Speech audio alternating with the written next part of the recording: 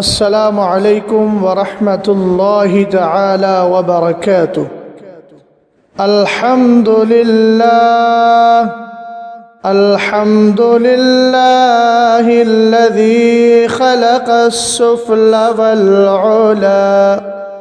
والصلاة والسلام على حبیبہ المصطفى وعلى آلہ وأصحابہ وأہل بیتہ أہل التقى۔ اما بعد فأعوذ باللہ من الشیطان الرجیم۔ بسم اللہ الرحمن الرحیم۔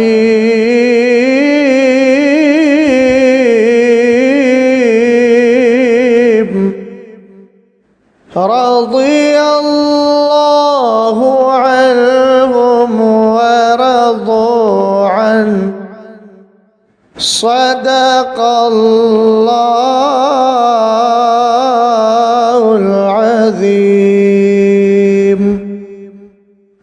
آئیے حضرات، کچھ عرض و معروض سے قبل سرور کائنات، فخر موجودات، اصل کائنات، وجہ تخلیق کائنات،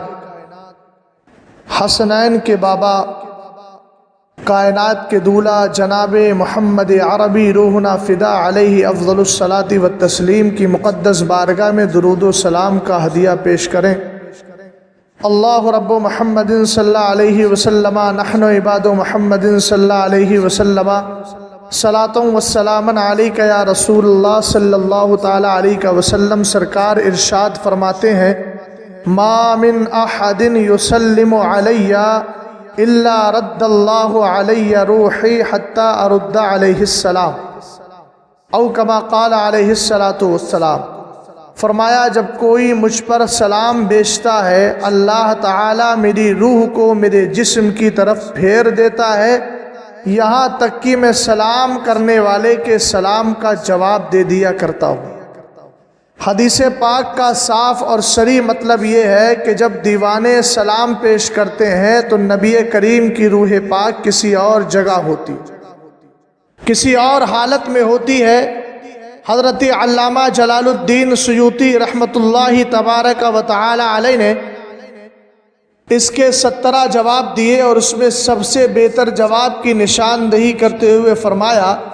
کہ جب بندہ نبی کریم علیہ السلام کا چاہنے والا اپنے آقا کی بارگاہ میں سلام پیش کرتا ہے تو میرے نبی اس وقت خدائے تعالیٰ کے دیدار میں لگے ہوتے ہیں۔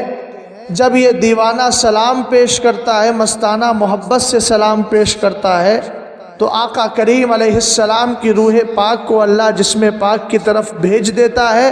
یہاں تک کہ آقا اس کے سلام کو سنتے بھی ہیں اور اس کا جواب بھی ارشاد فرما دیا کرتے ہیں، جواب بھی دے دیا کرتے ہیں۔ ایک بار اور نبی علیہ نبی پر محبت کے ساتھ درود و سلام۔ اللہ رب محمد صلی اللہ علیہ وسلم،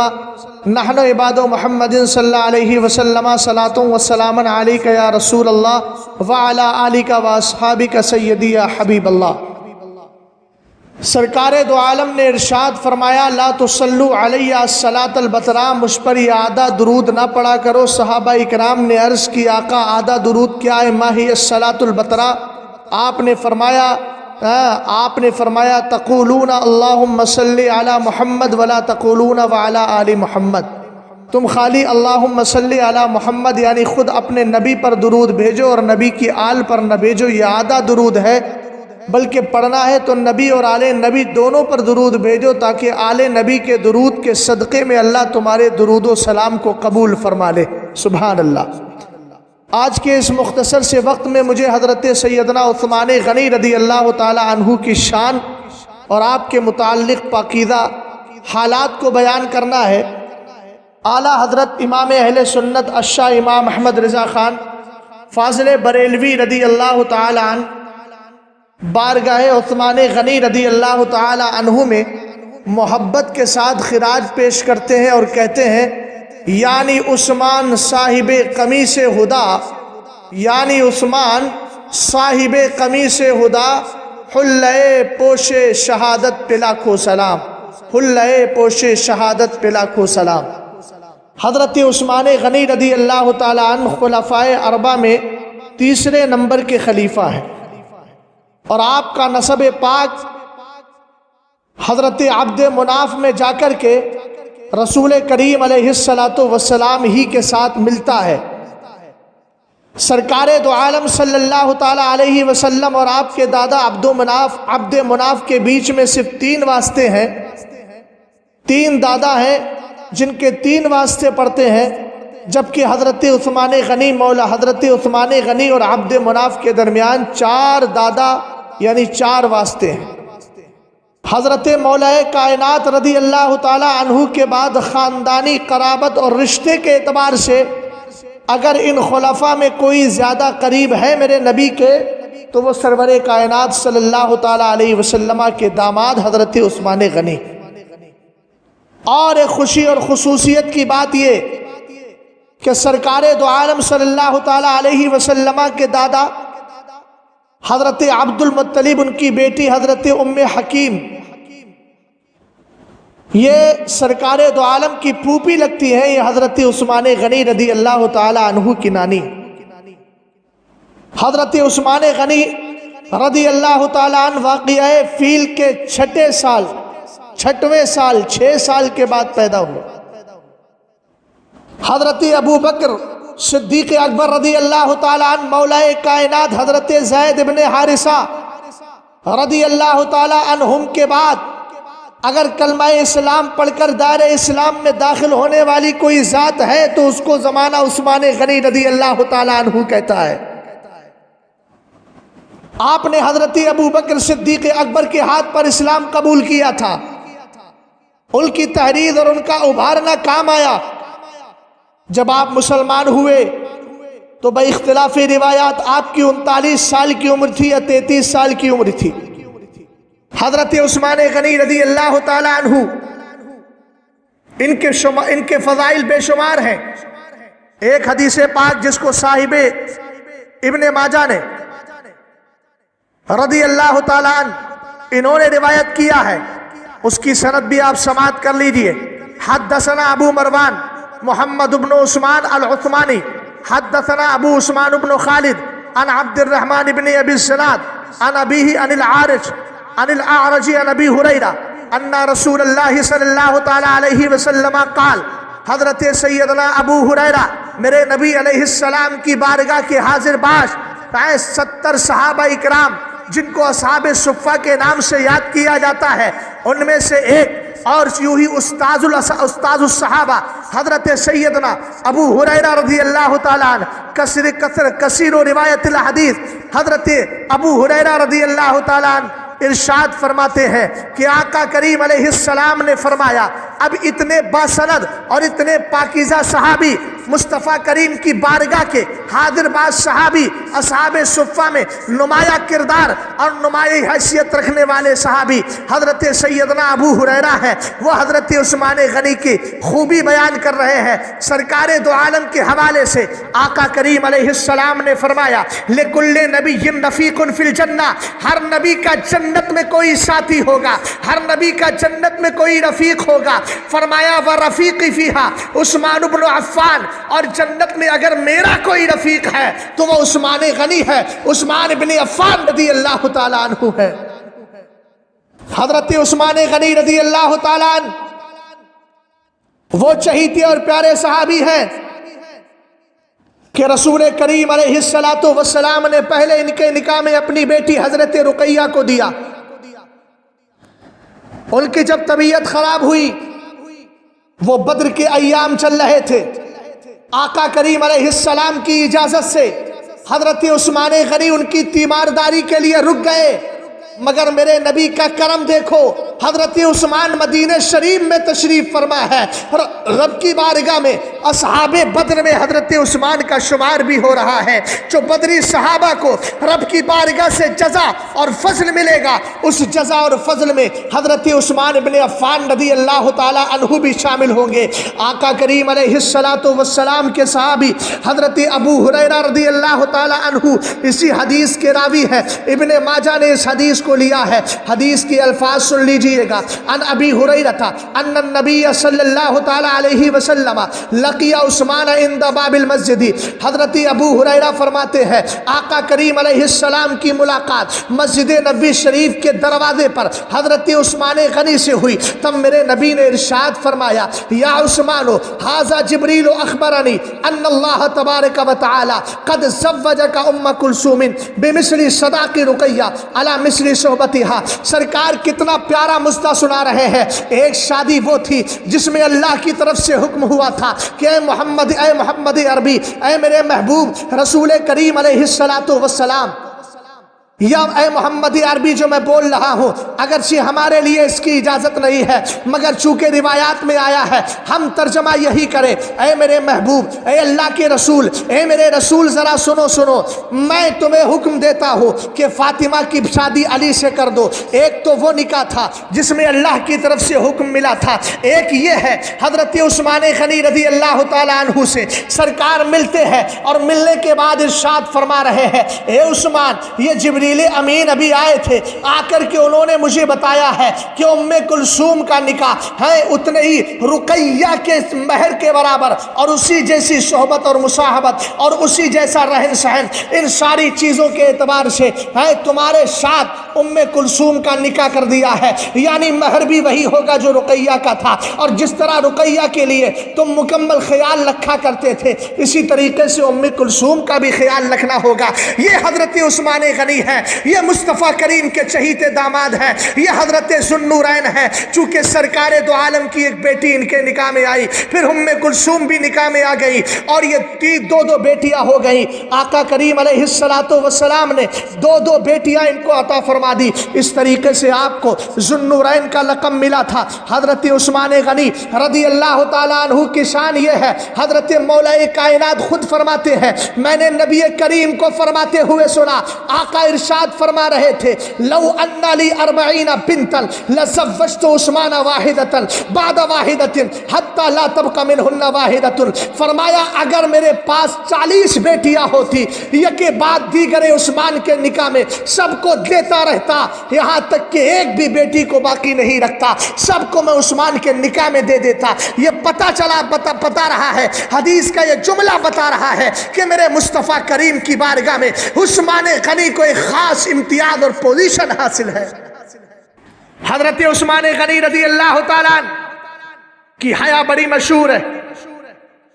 حیا کے تعلق سے حضرت ام المومنین عائشہ صدیقہ رضی اللہ تعالیٰ عنہ بیان فرماتی ہے ایک دن آقا کریم علیہ السلام اپنے گھر میں تشریف فرما تھے، مگر آپ کی ران مبارک یا آپ کی پنڈلیاں یہ ان میں سے کوئی ایک شک راوی ہے، مگر قرین قیاس یہ ہے کہ آپ کی پنڈلی شریف دونوں پنڈلیاں کھلی ہوئی۔ فاستاذن ابو بکر فاذن له وهو على تلك الحال۔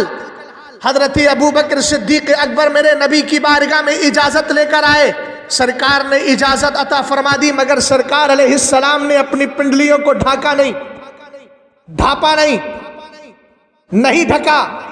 فتحدثا گفتگو کری حضرت ابو بکر صدیق اکبر۔ اس کے بعد پھر حضرت عمر فاروق اعظم اجازت لے کر آئے، سرکار علیہ السلام نے ان کو بھی اجازت دے دی۔ گفتگو ہو رہی ہے مگر اسی حالت پر ہے، آپ نے پنڈلیوں کو ڈھانپا نہیں ہے۔ اتنے میں حضرت عثمان غنی آئے، آقا کریم علیہ السلام اٹھ کر بیٹھ جاتے ہیں، وَسَوَّى ثِيَابَهُ، اور میرے نبی اپنے ان کپڑوں کو درست کر لیتے ہیں، اپنی پنڈلیوں کو ڈھانپ لیتے ہیں۔ جب یہ سب چلے گئے، حضرت عثمان غنی پہلے حضرت ابو بکر گئے، حضرت عمر آئے پھر وہ بھی چلے گئے، حضرت عثمان آئے پھر وہ بھی چلے گئے، مگر حضرت ام المومنین عائشہ صدیقہ رضی اللہ تعالیٰ عنہ کے ذہن میں سوال آیا کہ حضرت ابو بکر آئے تھے، میرے نبی نے اپنی پنڈلیوں کو صحیح نہیں کیا، پنڈلیوں کے کپڑے کو نہیں ڈھاکا تھا اور پنڈلیوں کے کپڑے کو نیچا نہیں کیا تھا۔ حضرت عمر آئے، سرکار اسی حالت پر رہے، لیکن جب حضرت عثمان غنی آئے تب میرے نبی علیہ السلام نے کپڑوں کو ڈھانپ لیا ہے۔ آپ عرض کرتی ہے آقا اس کا معاملہ کیا ہے، اس کی وجہ کیا ہے؟ آپ نے اپنی پنڈلیوں کو ڈھانپا مگر اس سے پہلے نہیں ڈھانپا۔ تب آقا کریم علیہ السلام ارشاد فرماتے ہیں، توجہ دینے کا مقام ہے۔ میرے نبی علیہ السلام کی بارگاہ میں ام المومنین عائشہ نے جب یہ عرض کی، دخل ابو بکر فلم تحتش لہ، سرکار حضرت ابو بکر آئے مگر آپ نے اپنے جسم کو حرکت نہیں دی، ان کے خاطر اٹھ کر نہیں بیٹھے، ولم تبالی، اور آپ نے اس سلسلے میں ان کی پرواہ بھی نہیں کی۔ ثم دخل عمر، پھر حضرت عمر آئے، فلم تحتش لہ، پھر بھی آپ حرکت میں نہیں آئے، ولم تبالی، اور اس کی پرواہ نہیں کی۔ ثم دخل عثمان فجلست وصفیت ثیابک، کہتی ہے جب حضرت عثمان غنی آئے، سرکار آپ آرام فرما رہے تھے، اٹھ کر کے بیٹھ گئے، آپ نے اپنے کپڑوں کو درست کر لیا، تب میرے نبی نے ارشاد فرمایا تھا، الا تستحیی من رجل تستحیی منہ الملائکہ، فرمایا کہ میں اس آدمی سے حیا نہ کروں، میں اس آدمی سے شرم نہ کروں جس سے فرشتوں کو بھی شرم آتی ہے، جس کے فرشتے بھی حیا کرتے ہیں۔ ایک روایت میں تو یہاں تک ہے سرکار علیہ السلام نے فرمایا، ان عثمان، اسی سوال عائشہ کے جواب میں، ان عثمان رجل حتی و انی خشیت ان اسنت له علی تلک الحالت اللہ یبلغ الی فی حاجته، رواہ مسلم۔ حضرت عثمان غنی کے لیے سرکار فرماتے ہیں، عثمان ایک ایسا مرد ہے، ایسا حیا رکھنے والا، شرم و حیا کا ایسا پیکر ہے کہ اب مجھے اندیشہ تھا اگر میں اسی حالت پر عثمان کو اجازت دے دیتا تو وہ اپنی حاجت کو میرے سامنے بیان بھی نہیں کرتا، مارے شرم کے وہ واپس ہو جاتا اور میرے پاس رکتا بھی نہیں، ادب کی بنیاد پر نہیں ٹھہرتا۔ پتہ چلا حضرت عثمان غنی رضی اللہ تعالیٰ عنہ کو اسی لیے تو حیا والا کہا جاتا ہے، چونکہ ان کی حیا پر کسی اور نے مہر نہیں لگائی ہے، اس نبی نے مہر لگائی ہے جن کی نیچی نیچی نظروں کی حیا کا ساتھ ہو، جن کی حیا کو آپ پوری دنیا مانتی ہے، اس حیا رکھنے والے مصطفیٰ نے حضرت عثمان کی حیا پر مہر لگا دی ہے۔ حضرت عثمان غنی رضی اللہ تعالیٰ عنہ میرے نبی علیہ السلام کی بارگاہ میں اس قدر محبوب تھے، سرکار ان سے راضی رہا کرتے۔ حضرت ابو سعید الخدری رضی اللہ تعالیٰ عنہ فرماتے ہیں، رمقت رسول اللہ صلی اللہ تعالیٰ علیہ وسلم من اول اللیل الى طلوع الفجر یقول، فرمایا ایک رات میں نے سرکار دو عالم کو دیکھا، اچکی ہوئی نظروں سے نہیں بلکہ میں نے گہری نظروں سے دیکھا کہ سرکار علیہ السلام رات کے ابتدائی حصے سے لے کر صبح فجر ہونے تک یہی کہہ رہے تھے رب کی بارگاہ میں، اللہم انی رضیت ان عثمان فردا عنہ، اللہم انی رضیت ان عثمان فردا عنہ، کہتے ہیں میرے مولا میں عثمان سے راضی ہو گیا ہوں، میری گزارش ہے تو بھی عثمان سے راضی ہو جا۔ سبحان اللہ سبحان اللہ۔ حضرت عثمان غنی کا مقام سننا ہے تو سنو۔ حضرت جابر بن عبداللہ رضی اللہ تعالیٰ عنہ فرماتے ہیں، اتیا رسول اللہ صلی اللہ تعالیٰ علیہ وسلم بجنازت رجل لم يصلی علیہا فقیل له یا رسول اللہ ما نراک ترکت الصلاة على عہد قبل هذا قال انه كان يبغض عثمان فابغضه اللہ تبارک و تعالی۔ یہ تو میرے نبی علیہ السلام کی بارگاہ کا مقام و مرتبہ، ان کو جو حاصل ہے اس کو بیان کیا تھا۔ اب دیکھیے ذرا حضرت عثمان غنی رضی اللہ تعالیٰ عنہ کو خدا کی بارگاہ میں کس قدر مقبولیت ہے، کس قدر مقبولیت ہے۔ حضرت جابر بن عبداللہ کہتے ہیں ایک بار حضرت سرکار دو عالم کی بارگاہ میں کسی شخص کا جنازہ لایا گیا، فلم یصلی علیہا، سرکار نے اس کی نماز جنازہ نہیں پڑھی۔ جب اس کا جنازہ چلا گیا لوگوں نے عرض کی آقا ہم نے آج تک کبھی دیکھا نہیں، بلکہ حضرت جابر نے عرض کی آقا لم اراک ترکت الصلاۃ علی عہد قبل ھذا، میں نے آج تک اپنی نگاہوں سے ایسا معاملہ نہیں دیکھا کہ کبھی آپ نے کسی کی نماز جنازہ کو چھوڑ دیا ہو۔ اگر جنازہ ایمان والے کا ہے تو آپ نماز پڑھ لیا کرتے تھے، مگر آپ نے اس کا جنازہ کیوں نہیں پڑا تب میرے نبی نے پیار بھرا جملہ ارشاد فرمایا، کہا انہو کانا یبغض عثمانا، یہ میرے عثمان سے بغض رکھا کرتا تھا، میرے عثمان سے چڑا کرتا تھا، میرے عثمان سے نفرت کیا کرتا تھا، میرا عثمان اس کو پسند نہیں تھا۔ فابغضہ اللہ تبارک و تعالی، تو اللہ کی بارگاہ میں یہ جنازے والا بھی پسند نہیں ہے، یہ مرنے والا بھی پسند نہیں ہے۔ پتہ یہ چلا جو عثمان سے محبت کرتا ہے اللہ اس کو اپنا محبوب بنا لیتا ہے، اور جو عثمان سے نفرت کرتا ہے اللہ تعالیٰ اس کو اپنی بارگاہ سے باہر کر دیا کرتا ہے، رب کی رحمت اس کی طرف متوجہ نہیں ہوتی۔ حضرت عثمان غنی رضی اللہ تعالیٰ عنہ کی شان کو ملاحظہ کرنا ہے تو دیکھیں ان کے تقوی اور پرہیزگاری کا عالم سرکار علیہ السلام نے خود فرمایا، عثمان و ولی فی الدنیا والآخرہ، عثمان میرا دوست دنیا میں بھی ہے اور آخرت میں بھی ہے۔ ایک مقام پر میرے نبی نے ارشاد فرمایا، رحمک اللہ یا عثمانو ما اصبت من الدنیا ولا اصابت منکا، فرمایا اللہ تجھ پر رحم کرے عثمان،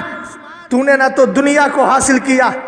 نہ تو نے دنیا کو حاصل کیا، اور نہ ہی دنیا تجھ سے کچھ اپنا حصہ لے پائی، یعنی تو دنیا سے الگ تھلگ رہا اور نہ دنیا تیرا کچھ بگاڑ پائی، اس لیے کہ تو نے دنیا کو سامنے نہیں رکھا ہے، مولا کی رضا اور آخرت کو سامنے رکھا ہے۔ حضرت عثمان غنی رضی اللہ تعالیٰ عنہ سے چڑھنے والی قوم،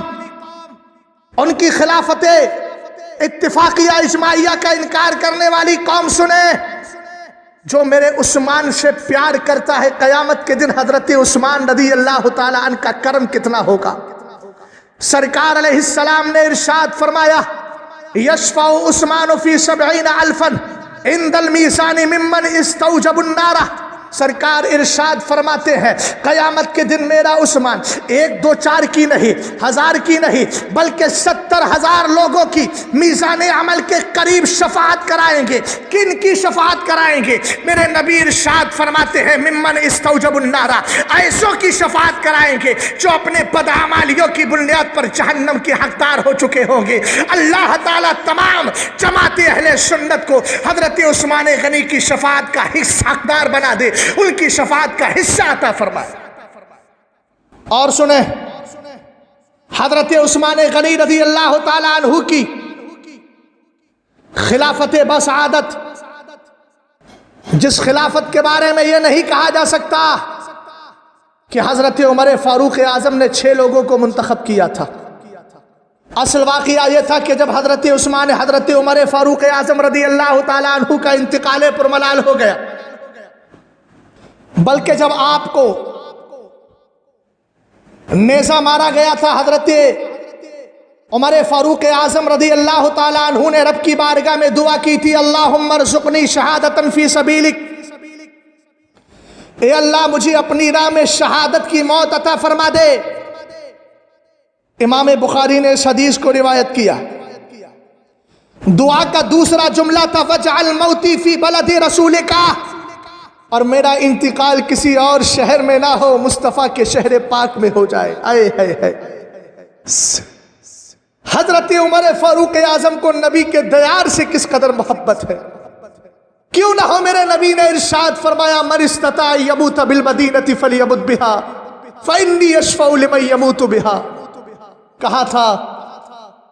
سرکار دو عالم صلی اللہ علیہ وسلم نے اگر تم میں سے کوئی مدینے میں مر سکتا ہے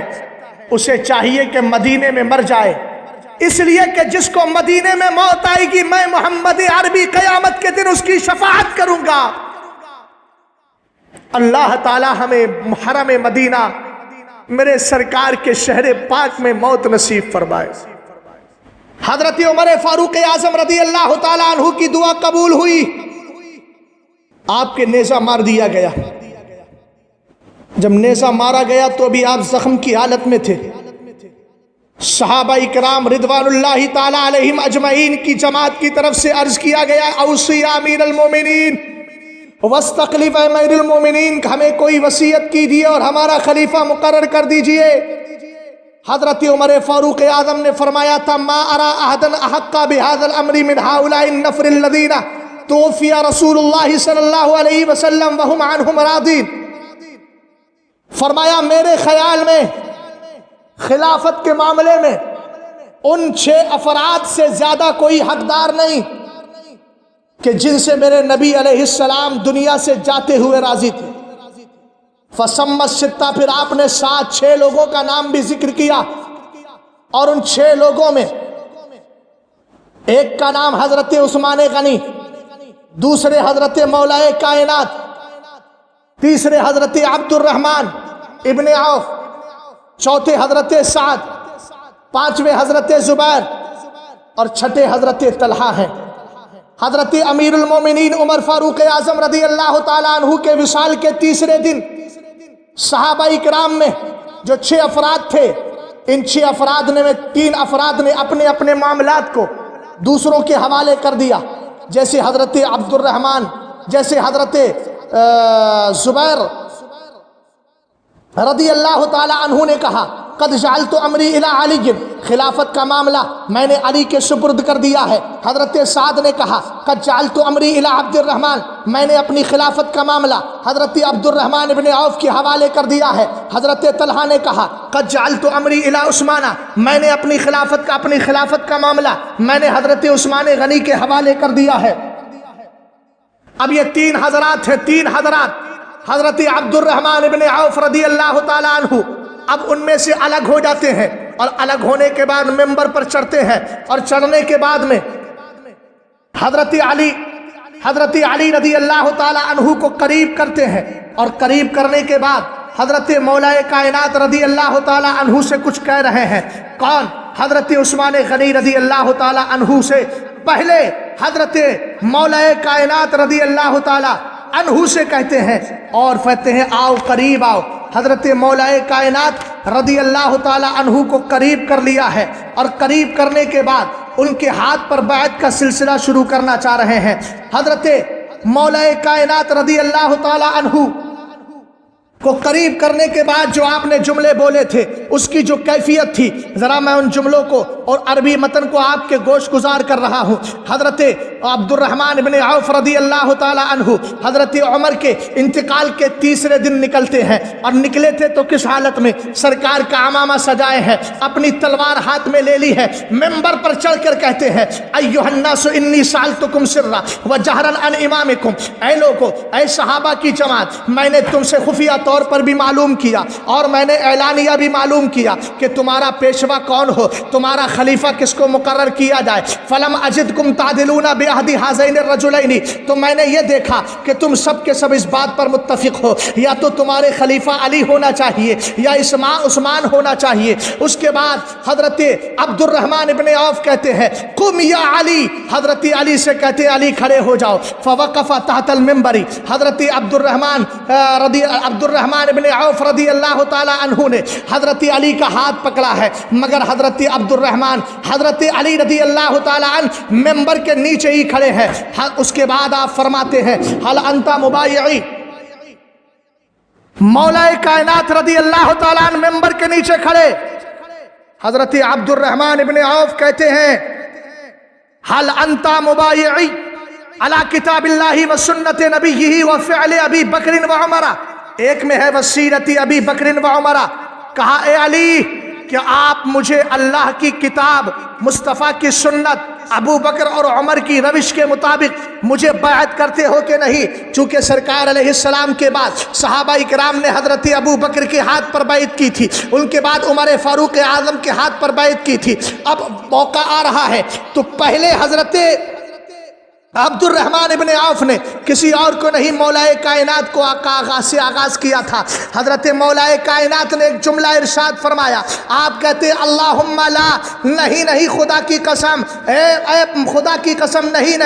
میں اس بوجھ کو نہیں اٹھاؤں گا۔ اب میں پوچھنا چاہتا ہوں رافضیت سے اور نیم رافضیوں سے اور آج کے دور کے ان مولائیوں سے جو اپنے آپ کو مولائی کہتے ہیں مگر حقیقت میں رافضیوں کی گود میں بیٹھے ہیں، رافضی مال پاپا کر کے اپنے آپ کے اپنے جسم کو تناور کر رہے ہیں اور اپنے آپ کو موٹا کر رہے ہیں، اپنا بینک بیلنس کر رہے ہیں، ایران کی بدماش اولاد اور ایران سے یہ صدقہ اور بھیک پانے والے لوگ، چاہے وہ قاری احمد علی ہو یا جیسے اور کوئی مردود ہو، میں ان سب سے پوچھنا چاہتا ہوں، حضرت علی موجود تھے، حضرت عبد الرحمن ابن عوف نے آغاز بھی مولا کائنات سے کیا تھا، سب سے پہلے آپ ہی سے کہا تھا آپ بیعت کریے۔ اگر مولا کائنات بیعت کرتے تو کیا حضرت عثمان منع کر دیتے؟ کیا عبد الرحمن ابن عوف منع کر دیتے؟ کیا حضرت سعد منع کرتے؟ حضرت زبیر منع کرتے؟ حضرت طلحہ منع کرتے؟ امیر معاویہ منع کرتے؟ نہیں پیارے، کوئی منع نہیں کرتا، مگر حضرت عثمان غنی رضی اللہ تعالیٰ عنہ کی موجودگی میں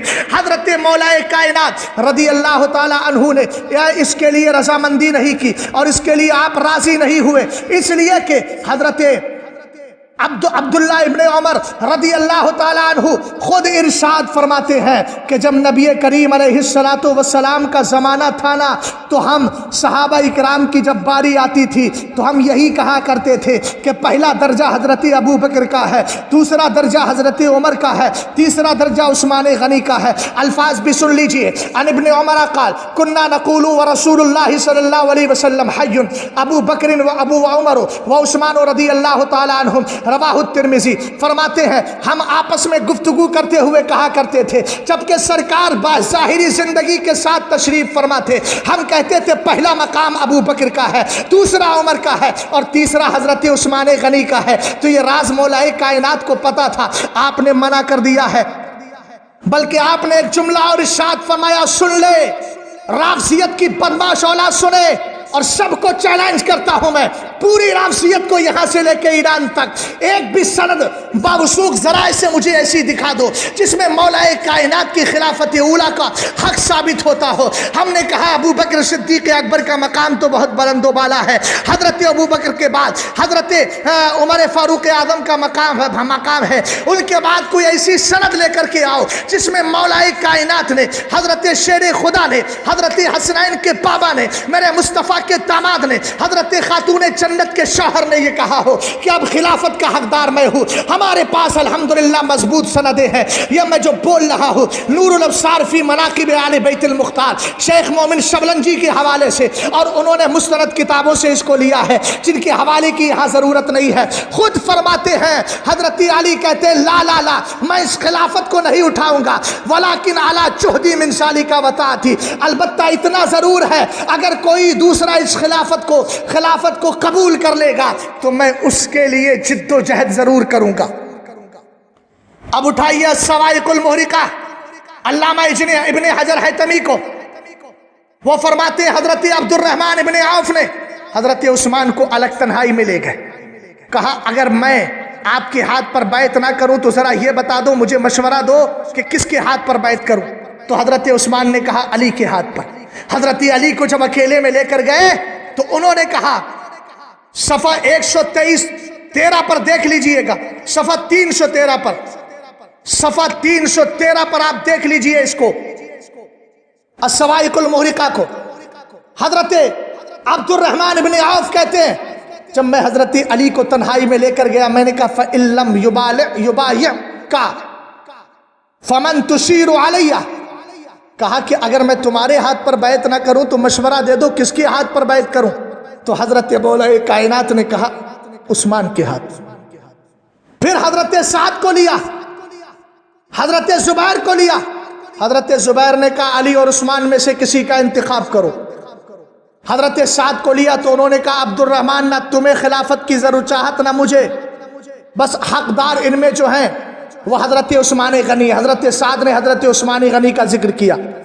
پھر مولا کائنات کی رضا ہی سے تو عثمان غنی مسند خلافت پر بیٹھے۔ اس کے بعد میں حضرت عبد الرحمن نے ان کا ہاتھ چھوڑ کر پھر کہا قم یا عثمان، حضرت عثمان سے کہا تم کھڑے ہو جاؤ، ان کا ہاتھ پکڑا اور کہا ابایعو کا،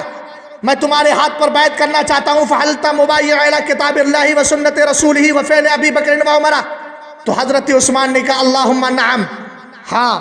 اب میں اس رافضیت کی ناپاک اولاد سے پوچھنا چاہتا ہوں، اے مردود زمانہ ذرا یہ بتا، حضرت عثمان غنی رضی اللہ تعالیٰ عنہ سے حقدار، زیادہ حقدار اگر مولا کائنات اور تمہارے جھوٹے دعوے کی بنیاد پر اگر احق بالخلافت میرے نبی کے بعد ابو بکر تھے اور ان کے بعد حضرت ابو بکر نہیں تھے،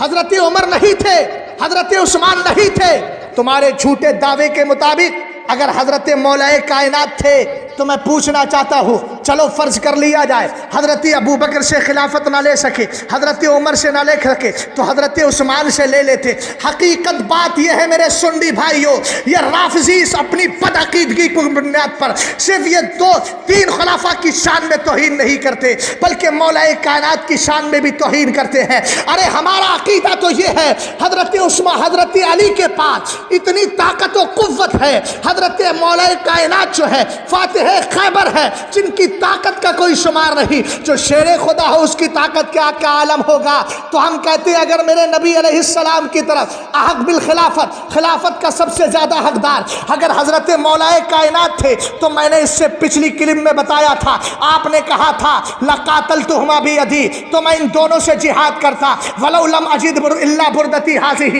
اگرچہ مدد کے لیے یہی چادر ہوتی۔ ہمارا یقین کہتا ہے مولا کائنات اتنے پاورفل تھے، حضرت ابو بکر سے پہلے خلافت لے لیتے، حضرت عمر کی باری بھی نہیں آتی، اور اگر حضرت ابو بکر کی ذات کو آپ چھوڑ دیتے تو حضرت عمر سے لے لیتے، اگرچہ حضرت عمر کا خوف شیطان پر بھی غالب ہے مگر اس کے بعد بھی لے لیتے، اور اگر ان سے بھی بچ جاتا معاملہ تو حضرت عثمان سے ضرور لے لیتے، مگر حضرت علی جانتے تھے کہ اللہ رب العزت کی بارگاہ میں مجھ سے بڑا مقام ان کا ہے، تو آج جو حضرت علی کی اولا بالخلافت ہونے کا قول کرتے ہیں وہ خالی عثمان کی شان میں توہین نہیں کر رہے ہیں، خالی عمر ابو بکر کی شان میں توہین نہیں کرتے، حقیقت بات یہ ہے کہ وہ ایسا کام کر رہے ہیں جس سے مولا کائنات بھی راضی نہیں۔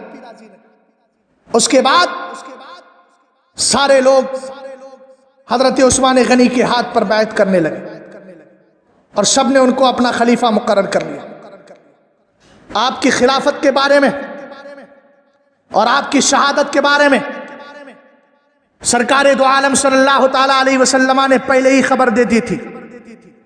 آقا کریم علیہ السلام نے کیا ارشاد فرمایا تھا؟ حضرت ام المومنین عائشہ صدیقہ فرماتی ہے آقا کریم علیہ السلام نے فرمایا تھا یا عثمان ان ولاک اللہ ھذا الامر یوما فارادک اللہ منافقون فارادک المنافقون ان تخلع قمیصک الذی قمصک اللہ فلا تخلع۔ حضرت عثمان غنی سے میرے سرکار نے فرمایا اگر اللہ تعالیٰ تجھے کسی دن خلافت عطا فرمائے اور منافقین یہ چاہیں کہ تیری اس قمیص کو، قمیص سے مراد یہاں خلافت ہے، جو قمیص اللہ نے تجھے پہنائی ہے یعنی جو خلافت اللہ نے تجھے عطا کی ہے، فلا تخلع، تو تو کبھی بھی اس قمیص کو اتارنا نہیں۔ سرکار نے یہ جملہ 3 بار ارشاد فرمایا۔ حضرت نعمان کہتے ہیں میں نے حضرت ام المومنین سے عرض کیا کہ آپ نے یہ بات لوگوں کو بتائی کیوں نہیں؟ تو آپ کہتی ہے انسیتہ، میرے ذہن سے یہ بات نکال دی گئی۔ یہ حضرت عثمان غنی رضی اللہ تعالیٰ عنہ ہے، اور جن کی خلاف جن کا انتقال پرملال ہوا تو روایتوں میں یہاں تک آتا ہے، توجہ فرمائیے گا، حضرت عثمان غنی رضی اللہ تعالیٰ کہ جب شہادت کا وقت آیا تھا تو کچھ لوگ آپ کو شہید کرنے کے لیے گھر میں گھسے تھے۔ ابو قلابہ کہتے ہیں میں ملک شام گیا تو میں نے ایک شخص کو دیکھا جو چیخ رہا تھا، کہہ رہا تھا واہ ویلہ من النار۔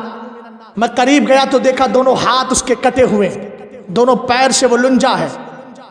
اس کی آنکھیں بھی اندھی ہیں۔ میں نے کہا تیرا معاملہ کیا ہے؟ کہا میں ان افراد میں سے ایک ہوں جو حضرت عثمان غنی کو گھر میں شہید کرنے کے لیے گئے تھے۔ حضرت عثمان غنی کے قریب گیا اور کہا میں جب ان کی بیوی کے قریب پہنچا تو آپ کی زبان سے کچھ جملے نکلے۔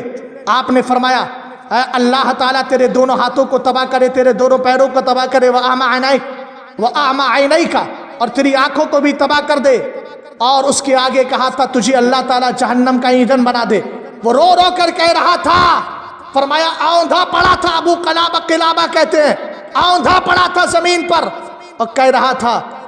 3 چیزیں پوری ہو گئی، ہاتھ بھی کٹ گئے، پیر بھی کٹ گئے، آنکھیں بھی اندھی ہو گئی، بس ایک چیز پوری ہونا باقی ہے، وہ جہنم کا ایندھن بننا۔ حضرت عثمان سے نفرت نہ کرو۔ جب آپ کا انتقال پرملال ہوا تو